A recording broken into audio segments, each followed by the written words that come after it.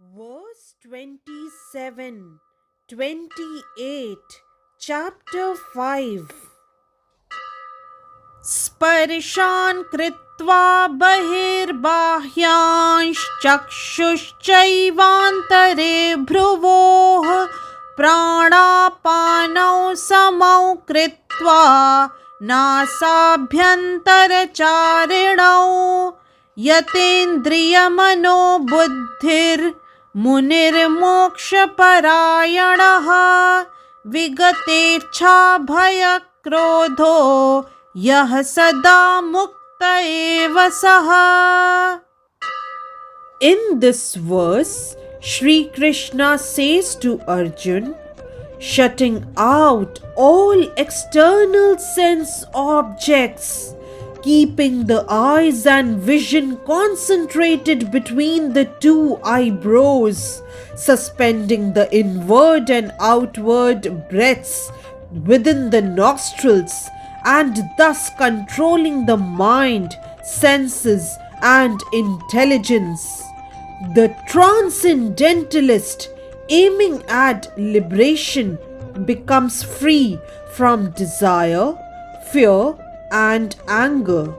One who is always in this state is certainly liberated. Elaborating on the above thought, being engaged in Krishna consciousness, one can immediately understand one's spiritual identity, and then one can understand the Supreme Lord by means of devotional service. When one is well situated in devotional service, one comes to the transcendental position, qualified to feel the presence of the Lord in the sphere of one's activity. This particular position is called liberation in the Supreme. After explaining the above principles of liberation in the Supreme, the Lord gives instruction to Arjun as to how one can come to that position by the practice of the mysticism or yoga known as Ashtanga Yoga, which is divisible into an eightfold procedure called Yam, Niyam, Asan, Pranayam, Pratyahar, Dharan, Dhyan, and Samadhi. In the 6th chapter, the subject of yoga is explicitly detailed, and at the end of the 5th, it is only preliminary explained. One has to drive out the sense objects such as sound, touch, form, taste, and smell by the pratyahar process in yoga, and then keep the vision of the eyes between the two eyebrows and concentrate on the tip of the nose with half closed lids. There is no benefit in closing the eyes altogether, because then there is every chance of falling asleep.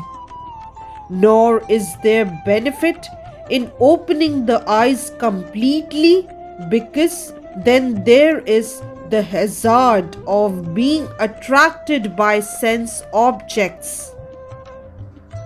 The breathing movement is restrained within the nostrils by neutralizing the up-moving and down-moving air within the body. By practice of such yoga, one is able to gain control over the senses, refrain from outward sense objects, and thus prepare oneself for liberation in the Supreme. This yoga process helps one become free from all kinds of fear and anger, and thus feel the presence of the super soul in the transcendental situation. In other words, Krishna consciousness is the easiest process of executing yoga principles. A Krishna conscious person, however, being always engaged in devotional service, does not risk losing his senses to some other engagement. This is a better way of controlling the senses than by Ashtanga Yoga. Hence, verse 28 of chapter 5 is explained. Jai Shri Krishna. If you like today's video, please do like, share, subscribe and comment on the channel Mystic Faith.